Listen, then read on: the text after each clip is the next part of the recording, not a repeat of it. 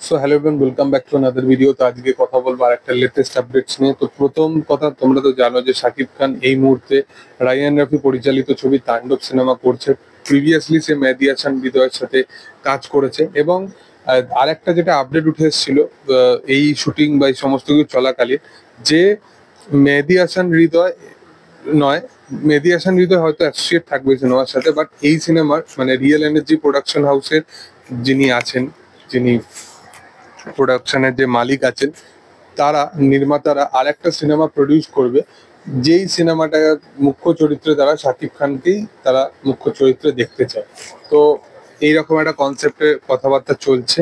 এছাড়াও আরেকজন পরিচালক, যার কিন্তু আবার নাম উঠে আসছে শাকিব খানের সাথে।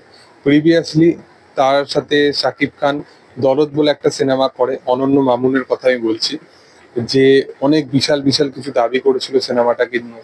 এই সিরিজ থেকে এই হবে, ওই হবে, সেই হবে, সিনেমার মধ্যে অনেক কিছু থাকবে। বাট আলটিমেটলি সিনেমাটার মধ্যে শুধুমাত্র শাকিব খানই ছিল, এছাড়া সিনেমার মধ্যে কোনো এক্সপেক্টার নেই। সিনেমাটার মধ্যে যদি শাকিব খানের পারফরমেন্স বলো, সেটা কিন্তু খুবই ভালো, বাট এছাড়া সিনেমাটাতে যে একটা অভিনেতা, তাকে নিয়ে প্রপার ভাবে সিনেমা বানানোর, যেটা একটা বিশাল বড় একটা কিন্তু ব্যাপার। মানে তুমি শুধু তার স্টারডামটাকে ইউজ করে, মানে সে তোমাকে তার পুরো স্টারডামটা বড় পর্দায় নিয়ে চলে আসছে, আনিয়ে দিচ্ছে তোমাকে, এবং তুমি সেই জিনিসটাকে প্রপার ভাবে এক্সিকিউট করতে পারছো না। একটা সিনেমা ফ্লপ হলে পুরোপুরি সেই অ্যালিগেশনটা অভিনেতার উপর যাচ্ছে। তো আমার মনে হয় যে শাকিব খানকে এই ডিসিশন গুলো খুব ভাবনা চিন্তা করে নেওয়া উচিত। কারণ মূলত তার দেখো, লাস্ট যে আরেকটা অন্তরাত্মা বলে একটা সিনেমা রিলিজ হয়েছিল, এই সিনেমাটা নিয়ে কেউ কথাই বলে না।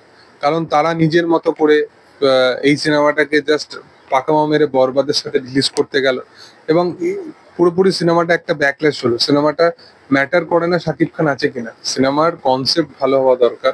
সত্যি কথা বলতে শাকিব খানের যে অডিয়েন্স আছে, তারা অবশ্যই সিনেমাটাকে দেখতে যাবে, বাট একটা সীমিত টাইমে। বাট এখন তারাও ওয়েট করে থাকবে যে এই সিনেমাটা পার্টিকুলারলি যেন একটা ভালো পর্যায়ে থাকে, এবং সবসময় তারা এটা চাইবে যে বরবাদ যে বেঞ্চমার্কটা সেট করেছে, সেটা তার আগামী সিনেমাগুলো যেন তার থেকে আরো বেশি বেটার রেসপন্স পায়, বেটার কালেকশন করতে পারে। হ্যাঁ, সব সিনেমাই যে তার ভালো চলবে বরবাদের মতো, সেটা তো অবশ্যই বলা বাহুল্যের বাইরে, বাট প্রচেষ্টা অন্তত তার তরফ থেকে করতে হবে জিনিসটা।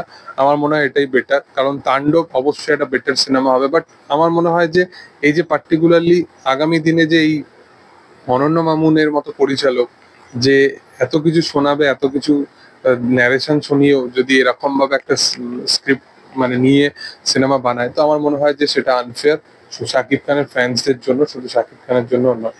তোমরা এই বিষয়টাকে কিভাবে দেখো অবশ্যই কমেন্টে জানাতে পারো। ভিডিও ভালো লাগলে অবশ্যই লাইক শেয়ার সাবস্ক্রাইব করে দিও, পাশে থাকা বেল আইকনটা প্রেস করে দিও, যাতে তোমাদের কাছে প্রথম নোটিফিকেশন যে যায়। Thank you all, by.